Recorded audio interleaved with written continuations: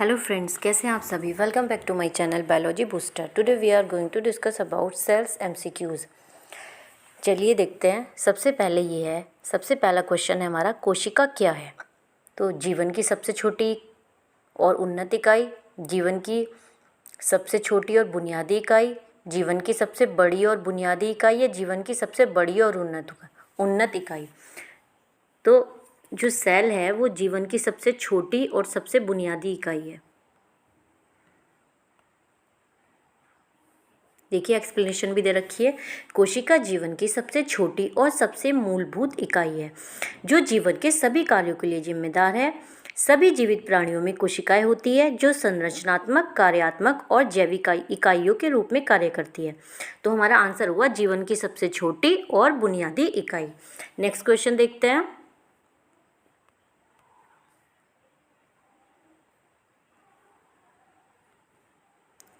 निम्न में से कौन शरीर की कार्यात्मक इकाई है। माइटोकॉन्ड्रिया, साइटोप्लाज्म, प्लीहा, कोशिका। तो आप जानते ही है कि हमारी बॉडी की कार्यात्मक यानी फंक्शनल यूनिट कौन है, तो वो है कोशिका यानी सेल। देखिए, एक्सप्लेनेशन भी दे रखी है। क्योंकि सभी जीवित प्राणी कोशिकाओं से बने होते हैं, इसलिए कोशिका को जीवन की संरचनात्मक और कार्यात्मक इकाई के रूप में पहचाना जाता है। नेक्स्ट क्वेश्चन देखते हैं। कोशिका जीव विज्ञान क्या है। केवल कोशिका विभाजन का अध्ययन, कैंसर युक्त कोशिका का अध्ययन, कोशिका संरचना और कार्य का अध्ययन, या फिर कोशिका के मेटाफेज का अध्ययन। तो कोशिका जीव विज्ञान क्या है। कोशिका की संरचना और कार्य का अध्ययन। तो आंसर इज सी।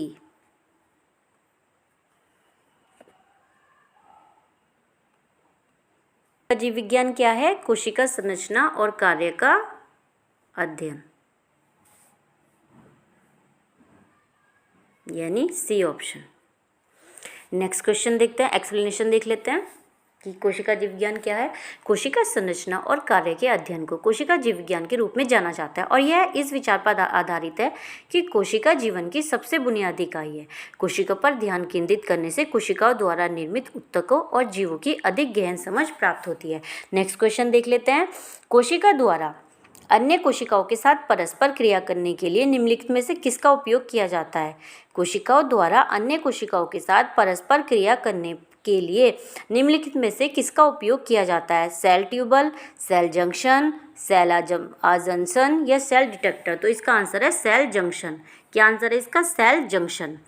एक्सप्लेनेशन पढ़ लेते हैं इसकी। क्या एक्सप्लेनेशन है। तो इसकी एक्सप्लेनेशन ये है सेल जंक्शन की। कोशिकाओं द्वारा कुछ ऊतकों में एक दूसरे के साथ बातचीत करने के लिए सेल जंक्शनों का उपयोग किया जाता है। ये सेल के विकास और कार्य के लिए बनाई गई स्थिर बातचीत है। यानी कोशिकाओं द्वारा कुछ ऊतकों में, मतलब कोशिका का दूसरे ऊतकों से इंटरेक्शन, उसे क्या बोलते हैं। Cell junction. तो इसलिए कोशिकाओं द्वारा अन्य कोशिकाओं के साथ परस्पर क्रिया करने के लिए किसका उपयोग किया जाता है। Cell junction. तो हमारा आंसर बी सही है। नेक्स्ट क्वेश्चन देखते हैं। निम्नलिखित में से किस प्रकार की कोशिकाओं में कोशिका संधित प्रचुर मात्रा में पाई जाती है। तो ऑप्शन है हमारा कार्डियक कोशिकाएं, प्रोकैरियोटिक कोशिकाएं, हिपैटिक कोशिकाएं या फिर उपकला कोशिकाएं। तो इसका आंसर है उपकला कोशिकाएं। उपकला कोशिकाएं क्या होती है, पढ़ते हैं।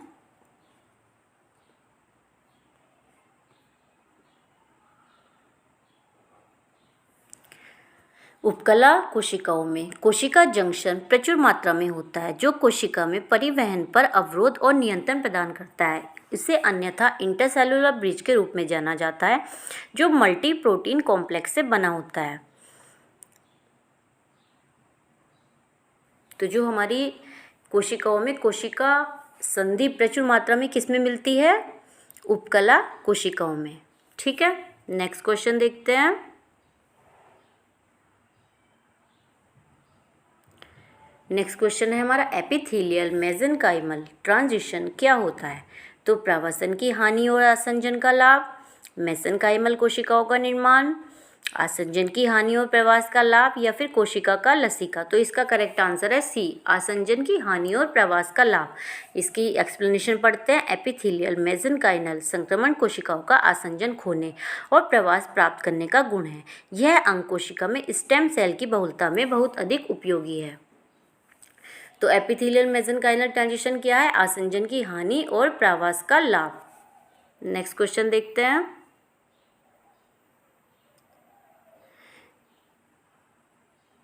निम्नलिखित में से किस प्रकार की कोशिकाओं में गैप जंक्शंस अनुपस्थित होते हैं? गैप जंक्शन यानी जिनमें गैप होता है। कार्डियक कोशिकाएं इनमें होता है, प्रजनन कोशिकाएं, मस्तिष्क कोशिकाएं, या फिर शुक्राणु कोशिकाएं। तो बताइए इनमें किसमें गैप जंक्शन उपस्थित होता है?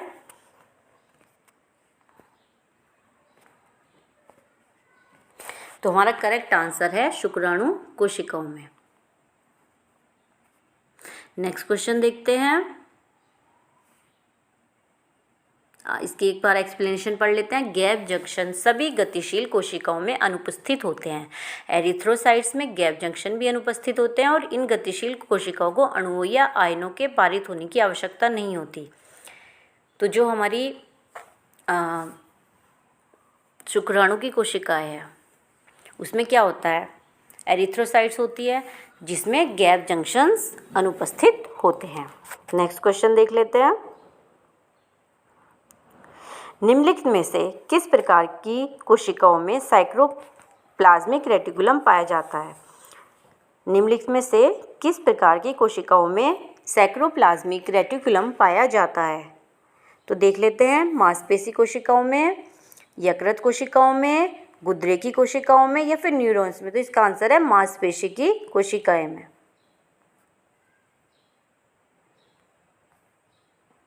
एक्सप्लेनेशन पढ़ लेते हैं इसकी। कोशिका के साइटोप्लाज्म के भीतर चिकनी एंडोप्लाज्मिक रेटिकुलम कैल्शियम आयनों को अनुकृत करता है और सीए यानी साइटोप्लाज्म 2 की नियंत्रित रिलीज करता है। कार्डियक और कंकाल की मांसपेशी कोशिकाओं के एसईआर यानी स्मूथ एंडोप्लाज्मिक रेटिकुलम से उपरोक्त कोशिकाओं में चिकनी एंडोप्लाज्मिक रेटिकुलम को साइटोप्लाज्म के रूप में जाना जाता है। तो इसका आंसर क्या हुआ? मांसपेशी की कोशिकाएं। में से किस प्रकार की कोशिकाओं में साइटोप्लाज्मिक रेटिकुलम पाया जाता है? वो है मांसपेशी कोशिकाएं जिसमें मांस होता है। नेक्स्ट क्वेश्चन देख लेते हैं। निम्नलिखित में से कौन सी फैगोसाइटिक कोशिकाएं है? Neutrophil, mast cell macrophage, mast cell antibodies, या न्यूट्रोफिल मैक्रोफेज। तो इसका करेक्ट आंसर है न्यूट्रोफिल और मास्ट सेल।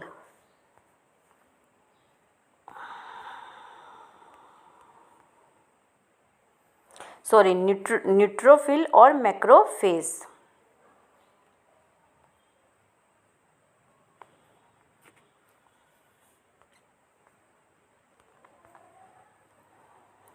निम्नलिखित में से 10 क्वेश्चन देख लेते हैं। निम्नलिखित में से किसे कोशिका का बिजली घर कहा जाता है? तो माइटोकॉन्ड्रिया, साइटोप्लाज्म, लाइसोसोम, या फिर नाभिक। तो माइटोकॉन्ड्रिया को power house of the cell बोला जाता है।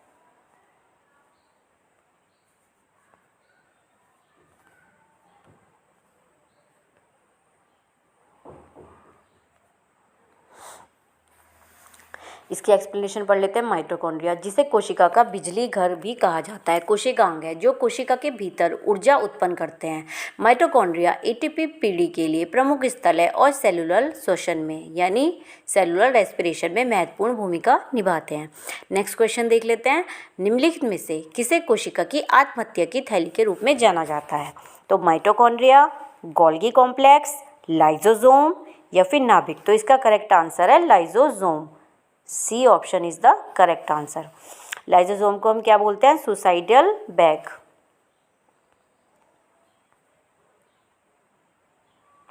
देखिए एक्सप्लेनेशन पढ़ लेते हैं इसकी। लाइसोसोम में पाचक एंजाइम पाए जाते हैं। जब लाइसोसोम फटते हैं तो पाचक एंजाइम निकलते हैं जो शरीर की अपनी कोशिकाओं को पचाना शुरू कर देते हैं, इसलिए उन्हें आत्मघाती बैग कहा जाता है।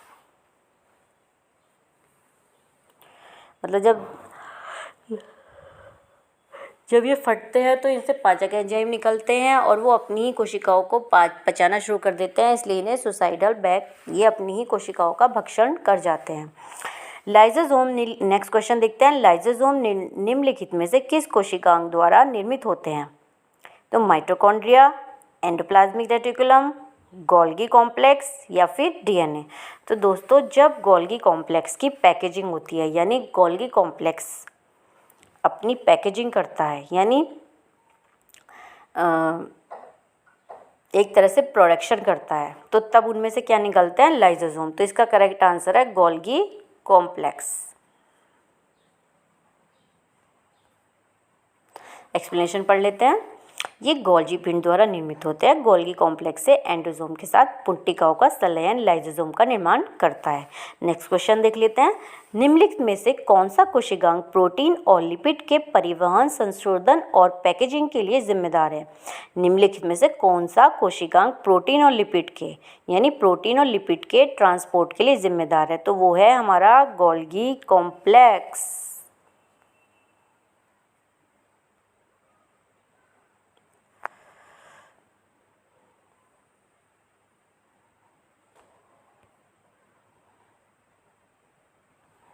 एक्सप्लेनेशन पढ़ लेते हैं। गोल्गी उपकरण, जिसे गोल्गी कॉम्प्लेक्स के रूप में जाना जाता है, एक कारखाना है जहां ईआर से प्रोटीन को उनके अंतिम गंतव्यों सिक्रीशन और लाइसोसोम या प्लाज्मा मेम्ब्रेन में ले जाने से पहले आगे संसाधित और शॉर्ट किया जाता है।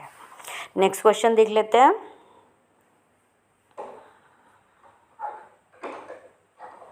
निम्नलिखित में से किस कोशिका में कोशिका भित्ति नहीं होती, यानी सेल वॉल नहीं होती? तो ये तो इजी है, सभी को पता होगा, तो वो है एनिमल।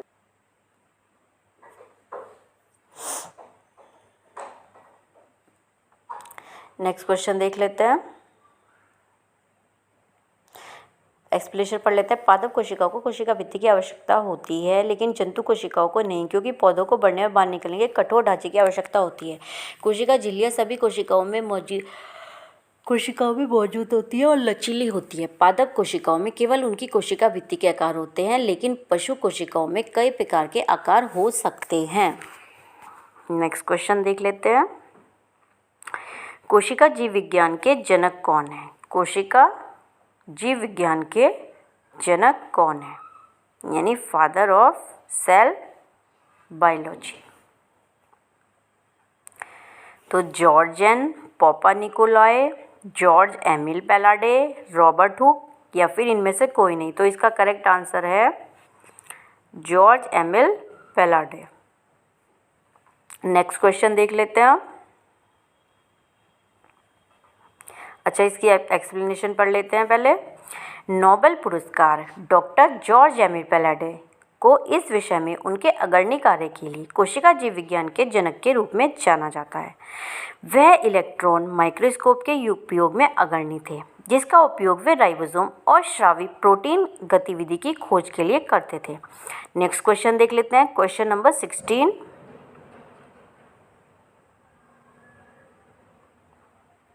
डीएनए निम्नलिखित में से किस कोशिका में संग्रहित होता है? डीएनए तो cell wall, cell membrane, nucleus या फिर साइटोप्लाज्म? तो इसका करेक्ट आंसर है न्यूक्लियस। न्यूक्लियस में डीएनए होता है। नेक्स्ट क्वेश्चन देख लेते हैं। चलो इसकी एक्सप्लेनेशन देख लेते हैं एक बार। डीएनए में हमारे शरीर के सभी प्रोटीनों के ब्लूप्रिंट होते हैं, जो एक डबल हेलिक्स में बड़े करीने से पैक होते हैं। ट्रांसक्रिप्शन और ट्रांसलेशन ऐसी प्रक्रिया है जो डीएनए को प्रोटीन में बदल देती है और वे कोशिका के अलग अलग हिस्सों में होती है। पहला चरण प्रतिलेखन नाभिक में होता है, जहाँ डीएनए संग्रहित होता है। नेक्स्ट क्वेश्चन देख लेते हैं। निम्नलिखित में से किस कोशिका में केंद्रक नहीं होता? तो यूकैरियोटिक कोशिका, प्रोकैरियोटिक कोशिका, उपरोक्त दोनों या उपरोक्त में से कोई नहीं? तो केंद्रक जो नहीं होता वो प्रोकैरियोटिक कोशिका में नहीं होता, मतलब होता है पर एंड डेवलप्ड होता है, तो वो ना के बराबर ही माना जाता है। तो इसका करेक्ट आंसर है बी। आगे देख लेते हैं 18 क्वेश्चन। चलिए एक्सप्लेनेशन देख लेते हैं पहले। प्रोकैरियोटिक कोशिकाओं में केंद्रक अनुपस्थित होता है, इसके बजाय उनके पास सेल में एक न्यूक्लियोइड क्षेत्र होता है, यानी न्यूक्लियस नहीं होता, न्यूक्लियोइड होता है। नेक्स्ट क्वेश्चन देख लेते हैं। निम्नलिखित में से किस जीव में कोशिका नहीं होती? निम्नलिखित में से किस जीव में कोशिका नहीं होती? तो किस में नहीं होती? वायरस, बैक्टीरिया, कवक या फिर शैवाल। तो इसका करेक्ट आंसर है वायरस। इसका करेक्ट आंसर है वायरस।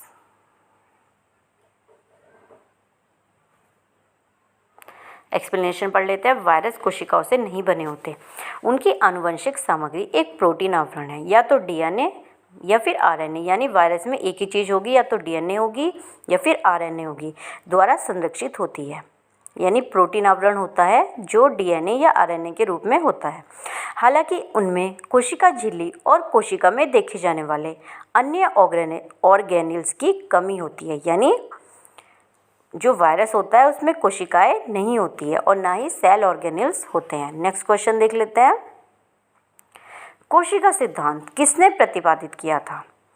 तो थियोडोर स्वान, वॉटसन या फिर रॉबर्ट हुक। थियोडोर स्वान, मैथियस स्लीडेन या फिर रॉबर्ट हुक। थियोडोर स्वान, मैथियस स्लीडेन या फिर रुडोल्फ विर्चो। थियोडोर स्वान, रुडोल्फ विर्चो, रॉबर्ट हुक। तो इसका करेक्ट आंसर है सी ऑप्शन, थियोडोर स्वान, मैथियस स्लीडेन और रुडोल्फ विर्चो।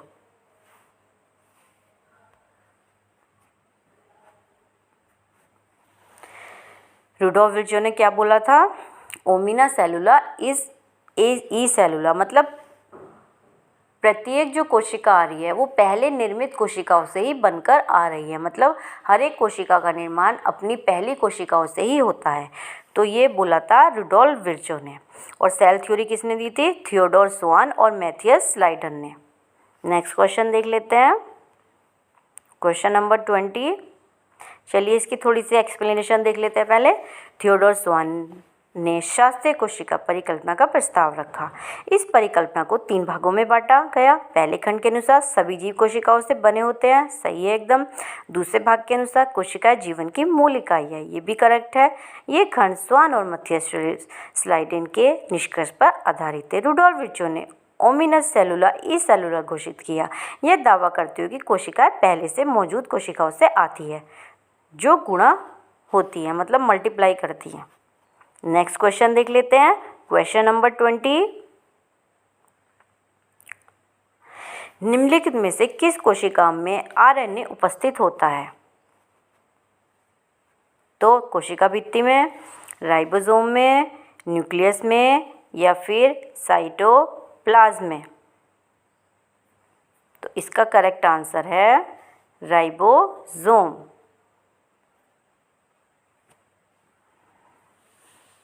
इसमें से किस कोशिका में आरएनए मौजूद होता है? राइबोसोम में।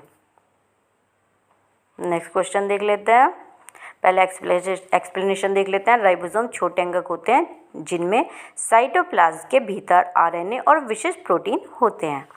नेक्स्ट क्वेश्चन देख लेते हैं। एक कोशिका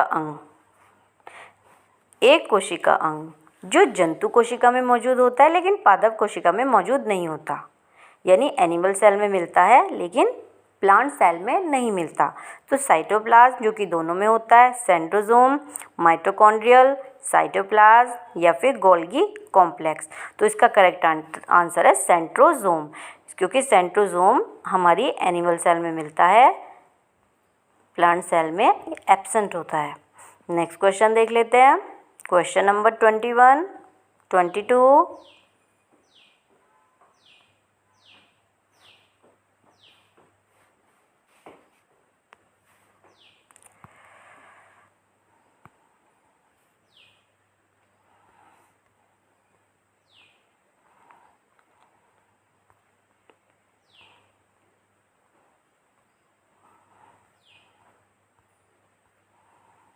क्वेश्चन नंबर 22 देख लेते हैं। निम्नलिखित में से कौन सी कोशिका मस्तिष्क में पाई जाती है? न्यूरॉन, हेपेसाइट, नेफ्रॉन या फिर एपिथेलियल सेल। तो सभी को पता है न्यूरॉन पाई जाती है, is correct answer. Next question देख लेते हैं।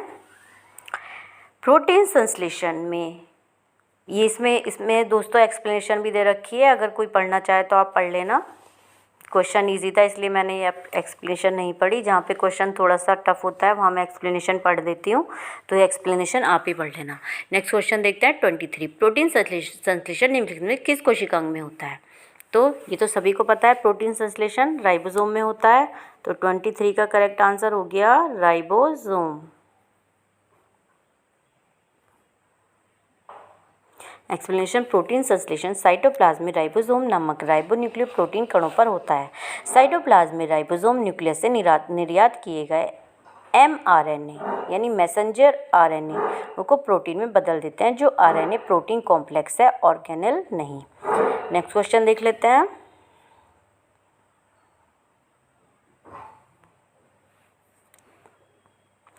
निम्नलिखित में से कौन सी कोशिकाएं आंतों की परत में पाई जाती है?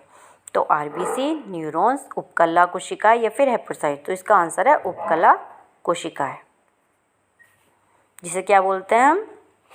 Epithelial cells. नेक्स्ट क्वेश्चन देख लेते हैं 20। चलो एक्सप्लेनेशन देख लेते हैं। उपकला कोशिकाएं आंत की रेखा बनाती है और पाचन तंत्र से पोषक तत्वों के अवशोषण और अवशोषण के लिए जिम्मेदार होती है। माइक्रोविलाई इन कोशिकाओं के शीर्ष छोर पर स्थित होती है और माइटोकॉन्ड्रिया वेसल छोर पर स्थित होते हैं। नेक्स्ट क्वेश्चन देख लेते हैं 25। निम्नलिखित में से कौन सा पॉलीसेकेराइड यूकैरियोटिक प्लांट सेल दीवार में मौजूद नहीं होता? तो काइटिन,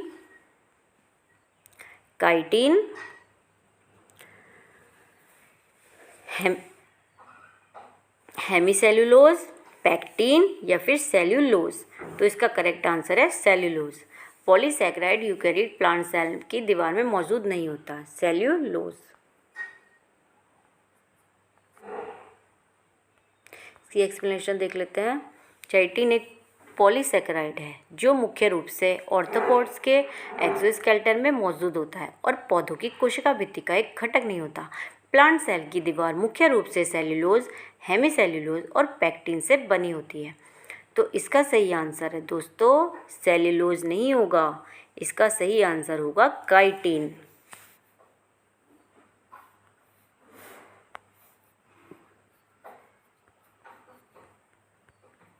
क्या है इसका सही आंसर? काइटिन, यानी question number option number A.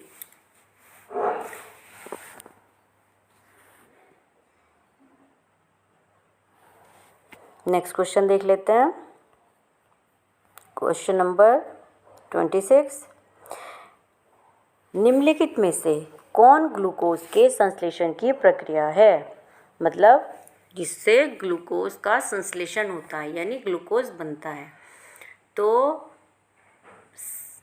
Saccharification, glycolysis, gluconeogenesis या फिर नियोजेनेसिस। तो इसका करेक्ट आंसर है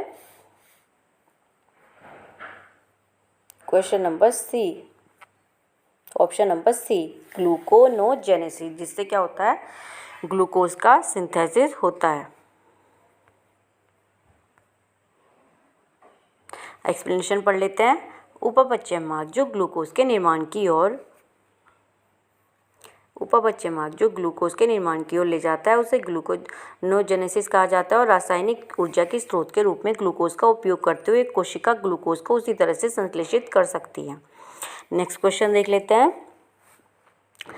लैम्प्रश गुणसूत्रों में लूप्स द्वारा निम्नलिखित में से किस साइट का प्रतिनिधित्व किया जाता है? लैम्प्रश गुणसूत्रों में लूप्स द्वारा निम्नलिखित में से किस साइट का प्रतिनिधित्व किया जाता है? तो क्रॉसिंग ओवर, सेल डिवीजन, प्रतिगति या फिर ट्रांसक्रिप्शन। तो इसका आंसर है ट्रांसक्रिप्शन। नेक्स्ट क्वेश्चन देख लेते हैं 20। एक्सप्लेनेशन पढ़ लेते हैं पहले। लैम्प्रश गुणसूत्र एक प्रकार के विशाल गुणसूत्र होते हैं जो उभयचरों के बढ़ते अंडाणुओं में पाए जाते हैं। अर्धसूत्रीय विभाजन में गुणसूत्र के दोनों ओर जुड़वा लूप उत्पन्न होते हैं या कई जीनों के सक्रिय प्रतिलेखन के कारण होते हैं। नेक्स्ट क्वेश्चन देख लेते हैं 28। न्यूरॉन का निम्नलिखित में से कौन सा भाग अन्य न्यूरॉन से सूचना प्राप्त करता है? तो वो है डेंड्राइट्स। क्या है वो? डेंड्राइट्स, जो क्या करता है?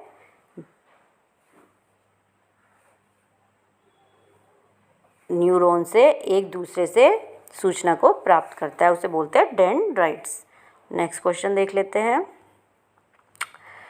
अच्छा, एक्सप्लेनेशन पढ़ लेते हैं पहले। न्यूरॉन्स के सेल बॉडी से ठीक विस्तार को डेंड्राइट्स कहा जाता है, जो बाहरी स्रोतों से जानकारी प्राप्त करता है और आमतौर पर अन्य पड़ोसी न्यूरॉन्स से भी। नेक्स्ट क्वेश्चन देख लेते हैं। निम्नलिखित में से कौन सा कोशिका झिल्लियों का घटक नहीं है? ट्राइग्लिसराइड, कोलेस्ट्रॉल, स्फिंगोलिपिड्स या फिर फास्फोडीग्लिसराइड। तो ये भी सही है, ये भी सही है, ये भी सही है। इसका आंसर है फॉस्फोग्लिसराइड्स नहीं होता, तो ऑप्शन नंबर ए सही है। बाकी सब होते हैं। फॉस्फोट्रीग्लिसराइड्स नहीं होता है। चलिए एक्सप्लेनेशन पढ़ लेते हैं इसकी। कोशिका झिल्ली में मौजूद फॉस्फोलिपिड्स डाइग्लिसराइड्स होते हैं, ट्राइग्लिसराइड्स नहीं। ट्राइग्लिसराइड्स में 3 फैटी एसिड्स होते हैं, प्रकृति में एम्फीपैथिक नहीं होते। इसमें स्फिंगोलिपिड और कोलेस्ट्रॉल भी होते हैं। नेक्स्ट क्वेश्चन देख लेते हैं। Question number 30। निम्नलिखित में से कौन कोशिका झिल्ली की वक्रता को बढ़ाता है? तो phosphatidyl serine, phosphatidyl inositol, phosphatidyl choline या फिर फॉस्फेटिल इथेनॉलमाइन। तो इसका सही आंसर है option number D, phosphatidyl ethanolamine. Explanation पढ़ लेते हैं इसकी। कोशिका झिल्ली की वक्रता को बढ़ाता है पीई, यानी फॉस्फेटिडिल इथेनॉलमाइन कोशिका झिल्ली की वक्रता को बढ़ाता है और परिपक्वता की यानी मैच्योरिटी के दौरान कोशिका झिल्लियों के उभरने और संलयन में महत्वपूर्ण है। नेक्स्ट क्वेश्चन देख लेते हैं। निम्नलिखित में से कौन सा गुणसूत्र विफलन का प्रकार नहीं है? डुप्लीकेशन, ट्रांसलोकेशन, म्यूटेशन या फिर उल्टा। इसका सही आंसर है question number option number C. Next question देख लेते हैं। एक्सप्लेनेशन पढ़ लेते हैं पहले। गुणसूत्र विफलन गुणसूत्रों की संख्या में परिवर्तन या किसी अन्य संबंध त्रुटि को संदर्भित करता है। विभिन्न प्रकार के क्रोमोसोमल विफलन हैं, जिनमें व्युत्क्रम, ट्रांसलोकेशन, दोहराव आदि शामिल है। म्यूटेशन हालांकि एक व्यापक शब्द है। नेक्स्ट क्वेश्चन देख लेते हैं। 32। शरीर में ग्लूकोज का स्तर बढ़ने पर निम्नलिखित में से कौन सी कोशिका इंसुलिन को छोड़ देती है? तो बीटा सेल है, गामा सेल है, अल्फा सेल है या फिर जीटा सेल है। तो इसका करेक्ट आंसर है बीटा सेल। नेक्स्ट क्वेश्चन देख लेते हैं। एक्सप्लेनेशन पढ़ लेते हैं पहले। अग्नाशय में बीटा कोशिकाएं रक्त शर्करा का अन्य स्तर बढ़ाने पर इंसुलिन का स्राव करती है, यानी सिक्रीशन करती है, जबकि अग्नाशय में अल्फा कोशिकाएं रक्त शर्करा के स्तर में गिरावट आने पर ग्लूकागोन का स्राव करती है। इंसुलिन एक ब्रह्मा दूत अणु के रूप में कार्य करता है। नेक्स्ट क्वेश्चन देख लेते हैं। निम्नलिखित में से कौन सी कोशिकाएं प्लूरीपोटेंट है? तो भ्रूण स्टेम सेल, न्यूक्लियोसोम, हेपेटोसाइट्स या फिर न्यूरॉन्स। तो इसका करेक्ट आंसर है embryo stem cell.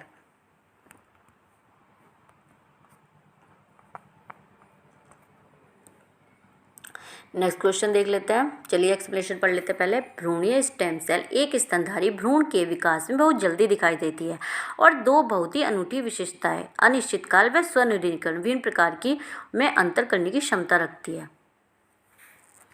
Next question देख लेते हैं। 34। निम्नलिखित में से किस कोशिका में विभाजित करने की क्षमता का अभाव नहीं है? लाल रक्त कोशिकाएं, पेशी कोशिकाएं, त्वचा कोशिकाएं या फिर तंत्रिका कोशिकाएं, यानी जिसमें विभाजित करने की क्षमता का अभाव नहीं है। तो वो कौन सी है?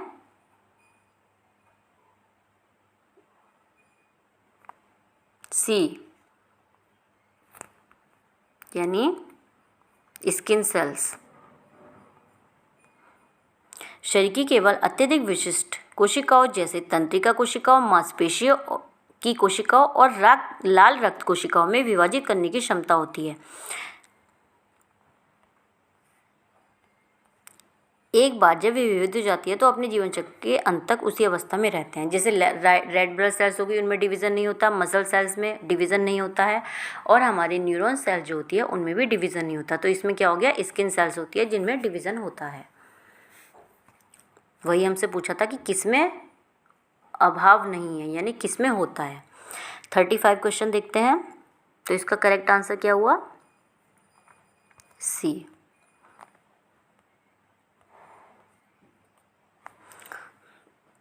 निम्नलिखित में से कौन सी कोशिकाएं आमतौर पर विभाजित नहीं होती लेकिन विभाजित करने के लिए प्रेरित की जा सकती है। तो इसका क्वेश्चन क्या है, यकृत cells, red blood cells, hair cells या बालों के रोम। तो हिपैटिक सेल जो होती है हमारी वो भी विभाजित नहीं होती है।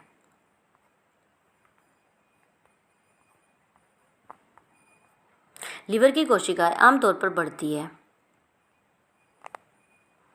लिवर की कोशिकाएं आमतौर पर बढ़ती और विभाजित नहीं होती, लेकिन लिवर की सर्जरी जैसे विशिष्ट परिस्थितियों में ऐसा करने के लिए बनाया जा सकता है। लिम्फोसाइट्स को एक उचित प्रतिजन के साथ अंतःक्रिया द्वारा फिर से बढ़ने और विभाजित करने के लिए प्रेरित किया। मतलब वैसे अपने आप तो नहीं होती है, लेकिन अगर सर्जरी के द्वारा हम इस तरह की सिचुएशन क्रिएट करते हैं तो उनमें क्या होता है, वो मतलब ग्रोथ करने लगती है। तो ये हमारे 35 MCQs थे। होप सो आपको क्वेश्चन समझ आए हो, पसंद आए हो। एक दो बार आप देखेंगे रिपीट करके, तो एक्सप्लेनेशन साथ में दी हुई है, आपको अच्छे से समझ आएगा। Thank you so much.